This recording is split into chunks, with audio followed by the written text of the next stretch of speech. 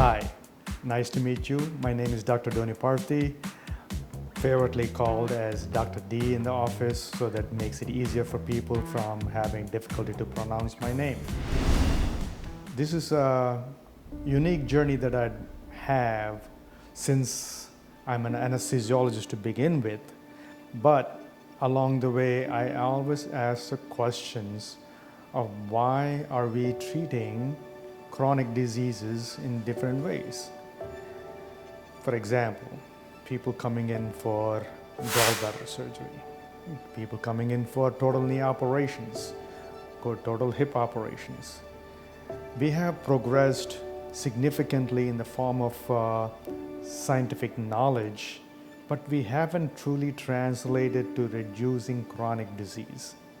One of the first questions I asked was my orthopedic colleague was, why is it at this stage in our medical progress that we are tending to replace knee joints when we are supposed to have them for the rest of our lives, including the total hips? Then the other question is, are we doomed to have our organs removed piece by piece, or to be replaced in the form of joints, or to treat chronic diseases such as diabetes, hypertension, cholesterol problems on a continuous basis? Technologically, we have improved quite a bit, but we're not seeing that translated to good health. What is driving all of this? I had to let go of my existing knowledge back in 2021. I said, I can't be doing this over and over again. It's a frustration as an anesthesiologist to see the same disease process being manifested in different forms in the operating room. I also saw something very different. While I was doing anesthesia for obstetric patients, meaning people delivering babies, that time over time their standard weights were rising, average from below 200 to 200s being common, to the point by the time I have retired from doing OB anesthesia, we were hitting sometimes 300 pounds and sometimes even 400 pounds individuals coming from delivery. My question was, where is this projected to? To what extent will they rise? It is a daunting question. Nobody had an answer. And I had to look historically what changed in order to understand this chronic disease. In addition to that, I also started looking at examining my own textbooks to see what the causes of inflammation are, where it begins, how it stays with us. Then looked at the dietary guidelines that were installed from the 1950s onwards.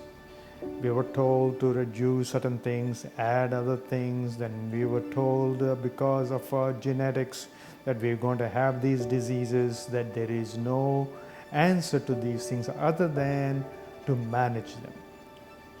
I refuse to believe that. My purpose is to think differently and say, if we started out, generally speaking, as a healthy infants, then at some point something changed in our lifestyle that set us on a path to chronic disease. Should we continue on this path and be reliant on pharmaceutical industry and doctors doing their surgeries and writing prescriptions out to patients? Or is there an alternative? I certainly believe there is an alternative. If you started from point A and ended up point B, if you were to reverse those things, provided that we have not caused irreversible damage to our organs, then we have the ability to return to health. That set me on a journey. Even before this, I was studying about nutrition, The first book I ever read was called Good Calories, Bad Calories by Gary Taubes. And since then, I have read many books to understand what is happening. They all answer a piece of the puzzle, but not give the whole picture. I wanted to know the whole picture. So my journey involved not only how nutrition contributes to chronic disease, but also what are the things that are available in order to aid in the recovery process. This is where I came across one of the things, which is photobiomodulation. This goes back about roughly 8 to 10 years ago when I was attending a science conference where I saw the paper or the presentation was surrounded around photobiomodulation. That's what it is called. Before that, it was called low-level laser therapy, LLT. Now it is broadly termed as photobiomodulation, as there are more devices being deployed without necessarily having the quality of a single light source for the red light therapy, which is called red light laser because it is a coherent light. Whereas the newer equipment has diffuse light, which is not coherent but has the same quality of light. Along the way, I also read many things on essential nutrients. One of them is pentadecanoic acid, which is famously being advertised as fatty 15. Come to read about it in the dolphins' history. Then came along what red light therapy can do for general population. So that was one portion of it. Second is when you go to a physician and they tell you watch what you eat and exercise. People do watch what they eat, but not getting better. What is it that they should be watching? Those are the questions I have. When they say exercise, what kind of exercise? How often? How much? How long? These are the questions that no physician is truly answering. Either they're not taught in the medical schools because it wasn't part of my education. I remember never having nutritional course nor exercise physiology as pertain to humans. We can talk about what a muscle does in physiology, but doesn't go beyond that for application. This is where I had to study on my own. There are different types of exercise. People say, hey, I want to do aerobic exercise or what I call cardio, which is famously called. Is that the end all? Can that be sustained for the rest of your life? I doubt it. Second is the craze and zealous of doing CrossFit. Yes, it does work, but it has some limitations.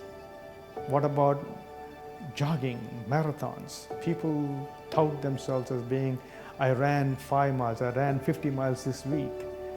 Is that necessarily the best thing? I don't know. I don't think it is.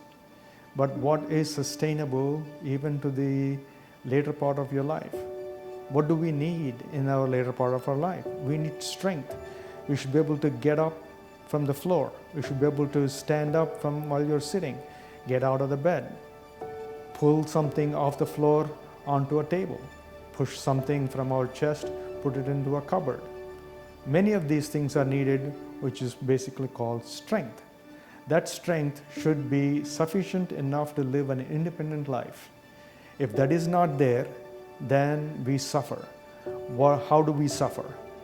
We suffer in the form of fractures because bones not only need calcium and vitamin D, but also many other elements that helps in the bone mineralization.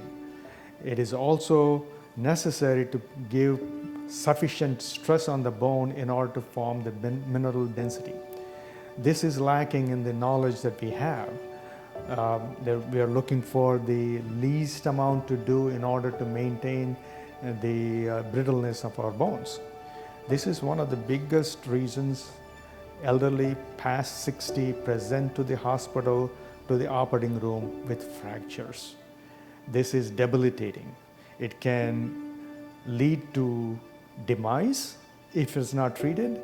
Even if it is treated, if the rehabilitation does not proceed, then they fall back, they fall behind. They are unable to carry on an independent living. These are the things that most adults want. Foremost of all, they want independent living. They want to stay strong, be able to do ordinary things effortlessly. This is where things matter. What does it require? It requires proper nutrition, proper tailored exercise regimen, which is based on strength and not necessarily cardio. These are all things that need to be considered. What are the other things? Yes, you need proper oxygenation and all those things. You need conditioning exercises, which is walking, having to do maybe a treadmill workout, maybe a rowing workout, could be any of those things, but they are not in itself the answer. You have to tailor these things properly for each individual based on the proficiency, based on their gender, based on their skill level, what they can do, what they cannot do. These have to be tailored. They have to be done. It's just like eating. You don't eat one day and then forever it'll be okay. Exercise in the proper way is done in order to maintain our body until the last day of our life on this earth. So these are some of the things that I explored quite a bit, and I've come to 4 parts to my approach. One is lifestyle, what you do daily in the form of eating, doing your activities and those things. Second is to strength training, that is just like eating the right food. Third is to use some essential fatty acids, amino acids, fats, whatever it may be that is necessary to maintain good health. We have to be able to choose those things correctly in order to live a good life without expending too much of your either money or time. Lastly, we need to have some tools to help in getting people to be optimal. Some of those things are that we have in our office, which is red light bed, red light laser, and then we have new devices to stimulate muscles so that you get a jump start, either for if you have never been doing any exercise, or to rehab someone who has been injured. These are the things that we have in order to improve general health. So these are the things that I do. I do take into consideration where everybody is, then using my knowledge, I tailor a program in order to help them achieve it. And along the way, we monitor things. To monitor, there are things that we use. One of them is called body scan.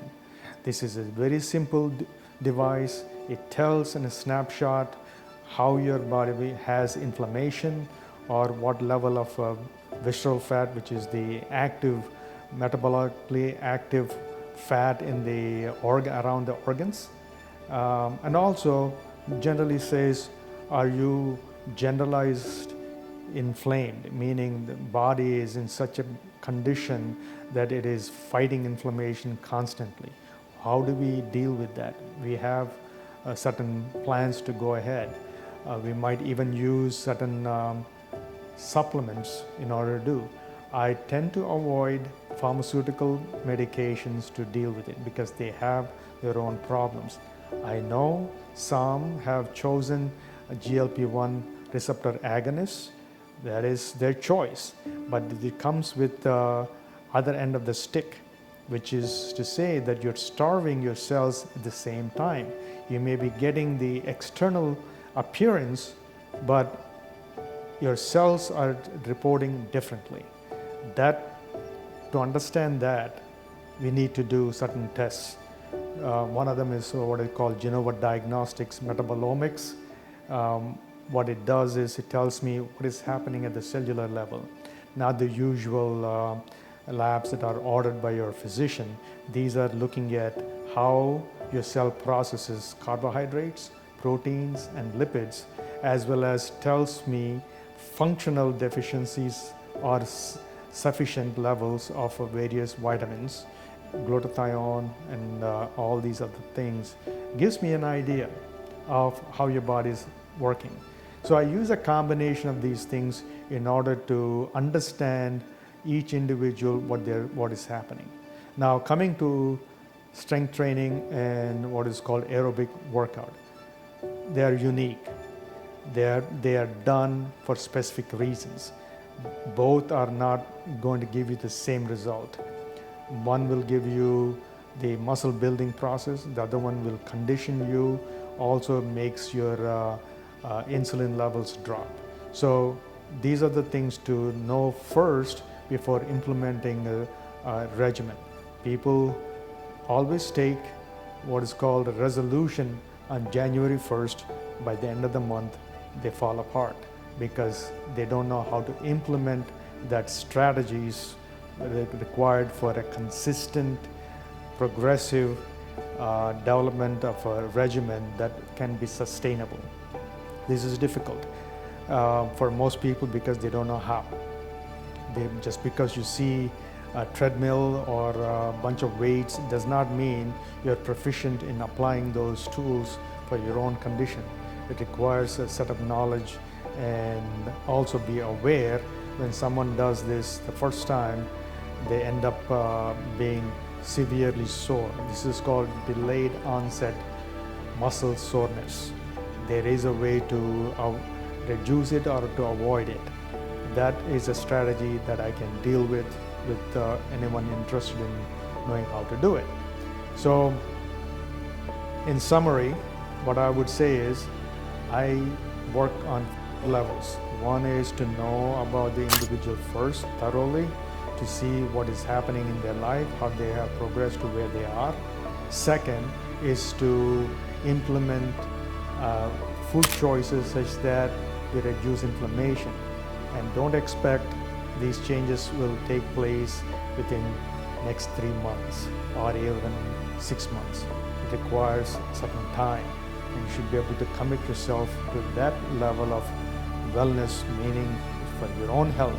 It is not about looking good for the summer or for the winter.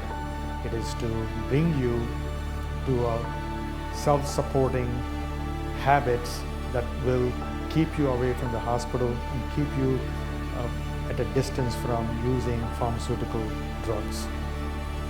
This is my hope. This is my wish for you.